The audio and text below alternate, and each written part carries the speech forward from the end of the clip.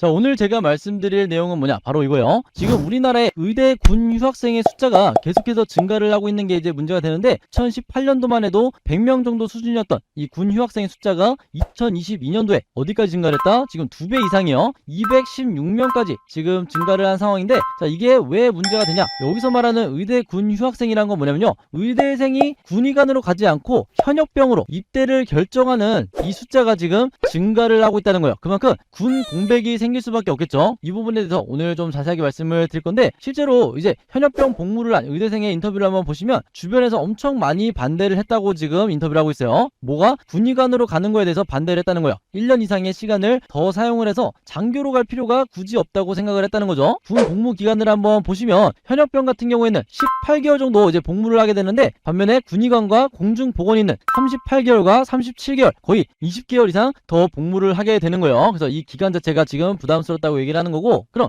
의대생들이 현역병으로 입대를 하는 게 왜 문제가 되냐? 여기 보시면 의대생 같은 경우는 보통 군의관이라든지 공중보건이, 그 다음에 병역 판정검사, 전담이, 이렇게 이제 세 가지로 이제 빠지게 되는데, 자, 그 중에서 우리가 가장 문제가 되는 부분이 뭐냐면 이 공중보건이 이 숫자가 줄어든다는 거예요. 왜냐? 우리나라의 이 농어촌 같은 경우에 공중보건이가 절실하게 필요한데, 공중보건이의 숫자가 줄어들게 되면 농어촌 지역에 사시는 국민들의 이 의료 혜택이 감소할 수밖에 없다는 거예요. 그래서 실제로 수치상으로 보면 신규 편입된 이 공중보건의의 숫자가 지금 9년 전인 2014년도만 해도 1247명이었는데 2023년에는 1114명까지 줄어들고 있는 상황이다. 자, 그 중에서도 의과 같은 경우에는 787명에서 456명까지 이 절대적인 숫자 자체가 지금 감소를 하고 있다. 이렇게 여러분들이 보시면 좋을 것 같아요. 그래서 여기서도 나와 있지만 공중보건의 부족 현황이 2019년도만 해도 282명 수준이었는데 올해 같은 경우에는 378명까지 이 부족 현황이 늘어난 상황이고, 이 추세가 계속해서 지금 유지가 되고 있다는 게 가장 큰 문제다. 이렇게 여러분들에게 말씀을 드릴 수가 있겠어요. 그래서 상황이 이렇다 보니까 이제 정부와 여당이 어떤 결정을 했냐? 자, 소위의 연봉을 400만 원 정도 인상하는 요 방안을 지금 추진하고 있다고 이제 밝혔는데, 자, 문제는 뭐다? 이게 탁상 공론으로 끝나는 게 아니라 최대한 빨리 현실적으로 반영이 돼야 된다는 거죠. 물론 이 연봉 400만 원 인상하는, 자, 요 정도 액수 자체에서도 지금 더 올려야 된다. 자, 요런 여러 얘기가 지금 나오고 있는 상황이에요. 자, 그리고 여기에 더해서 이제 군의관뿐만 아니라 이 육군에서도 최근에 사상 첫 ROTC 추가 모집을 발표를 했는데, 이게 역사상 처음이라고 그래요. ROTC에 대한 이 지원율이 계속해서 이제 떨어지고 있다. 이렇게 여러분들이 보시면 되는데, 실제로 ROTC가 갖고 있는 메리트가 점점 줄어들다 보니까 우리나라의 이 20대 청년들은 어떻게 생각하고 있다? 이 ROTC 자체에 관심이 없다. ROTC라는 게 애초에 선택지에 없는 느낌이다. 자, 이렇게 지금 얘기를 하고 있어요. 그래서 실제로 이제 차트를 한번 보시면 2016년도만 해도 16,000명 정도 이제 지원을 했었는데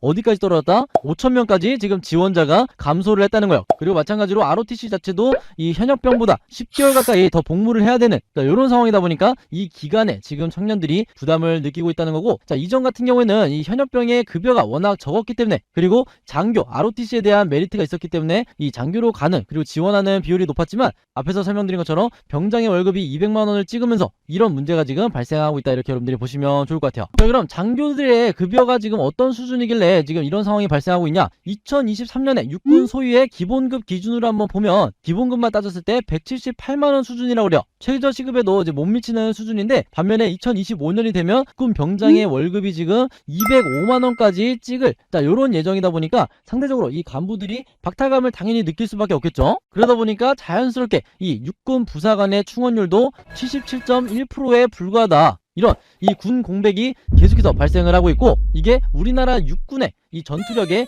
영향을 미칠 수밖에 없다는 거예요. 그리고 최근에 나온 자료를 한번 보시면 10년차 한 중사의 급여 내역인데, 여기 보시면 아시겠지만, 자, 봉급이 229만 원이고 뭐 장려수당 그리고 여러가지 기타 등등해서 월급을 보니까 275만 원이 찍혔는데, 자, 중요한 건 뭐예요? 여기서 세금을 떼야 되죠. 각종 세금을 떼고 나니까 실수령액이 얼마다? 224만 원에 불과하다는 거예요. 제가 앞에서 말씀드렸죠. 군에서 10년차 된 이 중사의 실수령 금액이, 통장에 찍히는 금액이 224만 원이라는 거예요. 그래서 지금 현재 우리나라의 이 최저임금이 201만 원이다 보니까 이것과 비교해도 별 차이가 없는 상황이다. 이렇게 여러분들이 보시면 좋을 것 같아요. 그러니까 한마디로 애국심만 가지고 이 급여를 받으면서 군 복무에 열심히 임할 수 있는 사람이 몇 명이나 될까? 이렇게 제가 되물어보고 싶은 거죠. 그래서 이런 문제가 계속해서 발생을 하고 있다 보니까 최근에 정부에서 뭐라고 발표했어요? 자, 간부 복무 여건 개선안을 다음 달에 마련을 하겠다. 자, 이렇게 발표를 했어요. 그래서 실제로 내용을 한번 보면 여기 나와 있는 것처럼 단기 복무 장려금, 장려수당을 증액하겠다. 그 다음에 공무원 수준의